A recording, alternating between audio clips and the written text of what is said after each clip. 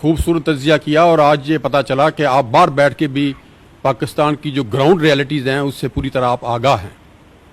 میں آپ سے یہ گزارش کرنا چاہتا ہوں کہ آپ نے تشخیص جو مرض کی ہے وہ تو بالکل ٹھیک کی ہے، میں اس سے اتفاق کرتا ہوں، مگر تشخیص کے بعد جو ایک نسخہ آپ سے چاہیے جو قوم مانگتی ہے کہ وہ نسخہ کیا ہے جو آپ قوم کو دینا چاہتے ہیں۔ جب آپ رائٹلی اس نظام کو ریجیکٹ کر رہے ہیں تو ایک نیا نظام آپ کے ذہن میں کون سا ہے جو عوام کے سامنے آپ پیش کرنا چاہتے ہیں؟ آپ ایک بیداری کی مہم چلا رہے ہیں، یہ بڑی اچھی بات ہے کہ لوگوں میں اویئرنیس آئے گی، ان کو پتہ چلے گا کہ یہ جس نظام میں رہ رہے ہیں یہ نظام میں ان کا مرض کا حل نہیں ہے اور ان کو نئے نظام کی ضرورت ہے، لیکن وہ پھر پوچھیں گے کہ وہ نظام کون سا ہے۔ تو میں آپ سے گزارش یہ کرنا چاہتا ہوں کہ آپ مہربانی کریں، ذرا ہوم ورک اور بھی کریں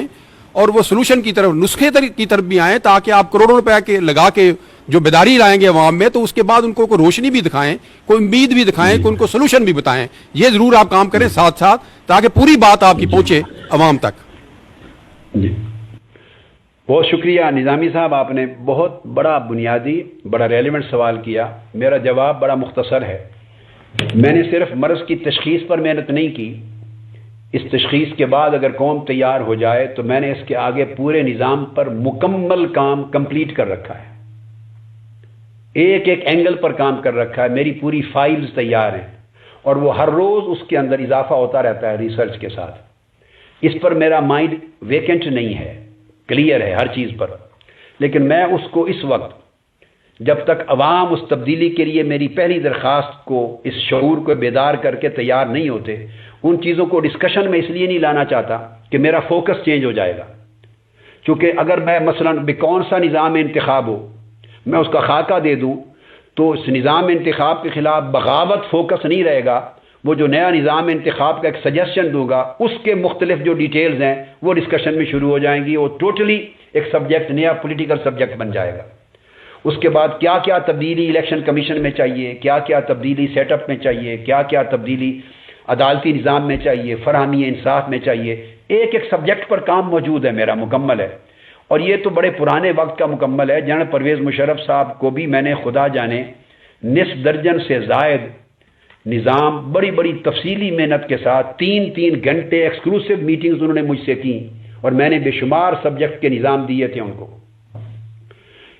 الیکٹورل سسٹم کی چینج پر بھی پورا نظام دیا تھا انہوں نے، جنرل نقوی صاحب کو، ان کے ساتھ وہ بھی شامل تھے میٹنگ میں،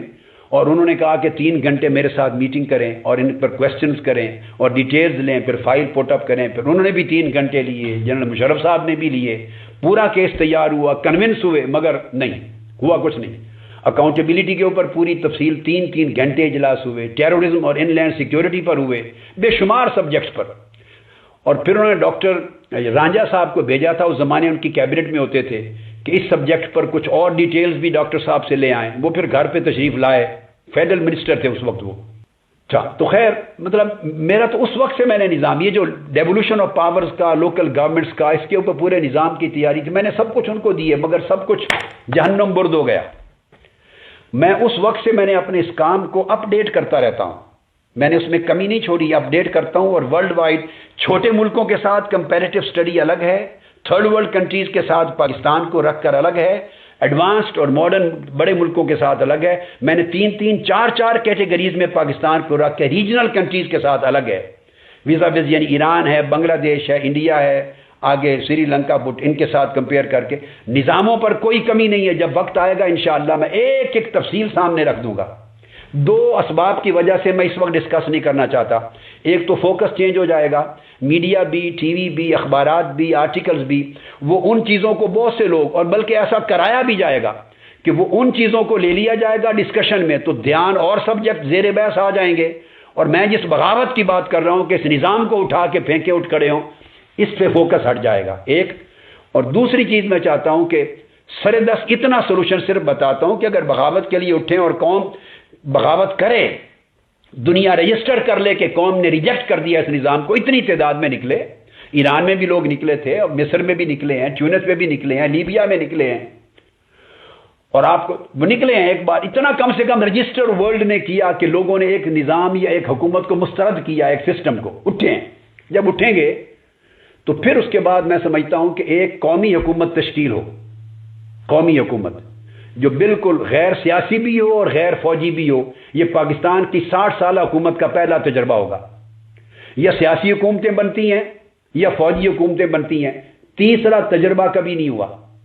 غیر فوجی غیر سیاسی مکمل قومی حکومت کنسنسس کی ہو, نیشنل کنسنسس کی قومی حکومت, نان ملیٹری نان پولیٹیکل, وہ جب بنتی ہے تو اس کو ٹاسک دیا جائے گا, اس میں اس کو دے دوں گا, جو بھی اس کو لیڈ کرتا ہے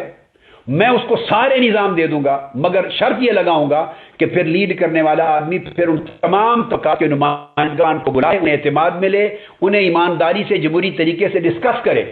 اور تمام سٹیک ہولڈرز کو اور انٹرسٹ طبقات کو انوالو کر کے